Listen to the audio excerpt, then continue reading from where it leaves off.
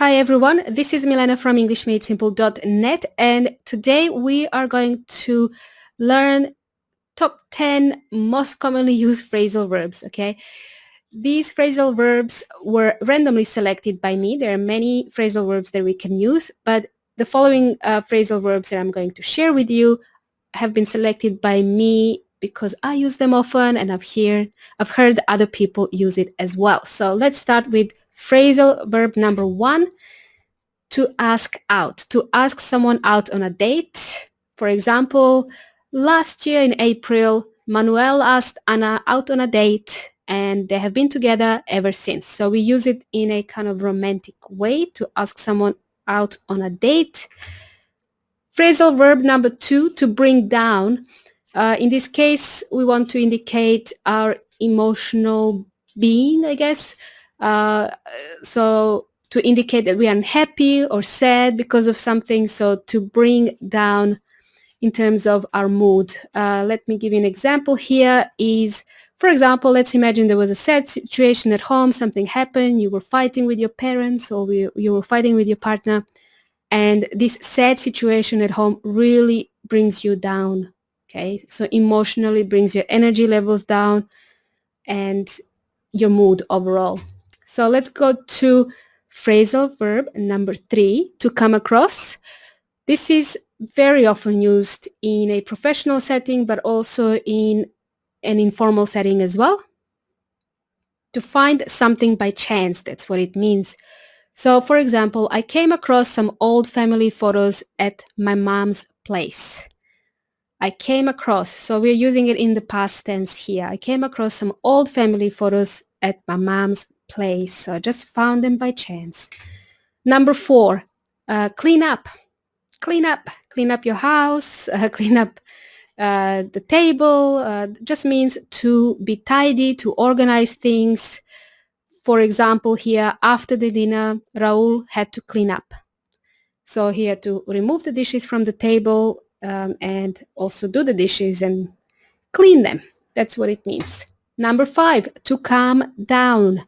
There is a silent letter here. L is silent. To calm down, which means to relax. And you've probably heard this in the movies. You probably heard it everywhere. It's a very commonly used phrasal verb. To relax, or in Spanish, it's cálmate. For example, let's say she's really upset. She needs to calm down. Okay. So the emotions are running high. She needs to calm down. She's angry. She needs to calm down. So she needs to kind of relax. Phrasal verb number 6 is to drop off. To drop something off or to drop someone off at a place. For example, I usually drop off my daughter at school around 9 in the morning. So drop off is to leave her at school. That's what we mean. Number 7, phrasal verb number 7 is end up. Okay, end up. Eventually do or decide something. Okay. For example, I finally ended up staying at a hostel. So I was looking for a place everywhere in the city. Everything was booked out, and then I finally ended up staying at a hostel. So this is kind of an example of how we use this phrasal verb, end up, and the past tense will be ended up. Number 8 phrasal verb is to fall apart, break up into pieces. Okay, example here, we can use it to indicate our emotional being again, or something physical. So let's say something physical as an example is the table is unstable, it's going to fall apart. It's very wobbly and it's going to fall apart. And then let's say another example is I am hiding here, so my example is hidden. Let me just see if I can find it. Okay. After my relationship breakup, I completely fell apart and I needed a lot of time to recover. So emotionally, I fell apart. I fell apart or broke up into small pieces. Okay, it can be physically or emotionally used. So let's go to number 9. To find out, discover, understand, or learn something.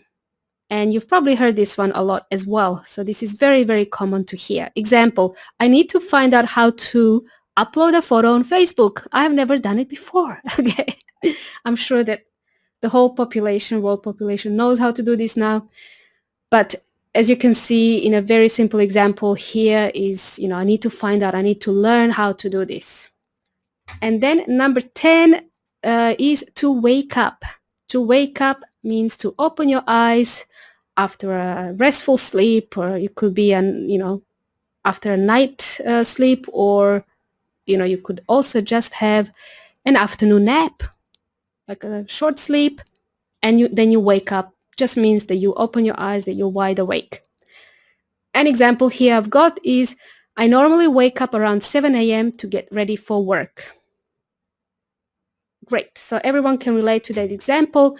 And the last slide I've got here is just additional tips for you, how to learn phrasal verbs, because I'm pretty sure that most of you will be struggling. So to list some examples here, you could start reading in English, so books, magazines, blogs, online, news in general, you can start reading. They use a lot of phrasal verbs. And what you need to do is pay attention to the verb and a preposition and different kind of forms of verbs and prepositions that are used in sentences, and see if you can make sense of those. So if you can pick up the verb and preposition in a sentence, most likely that would be a phrasal verb, okay?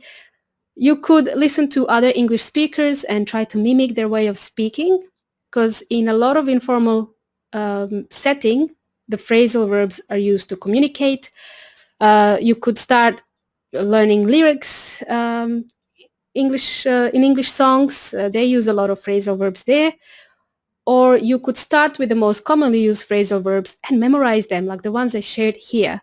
So a simple example would be, maybe start learning how to talk about your daily routine in English, and you will realize that a lot of the phrasal verbs will start popping up, okay?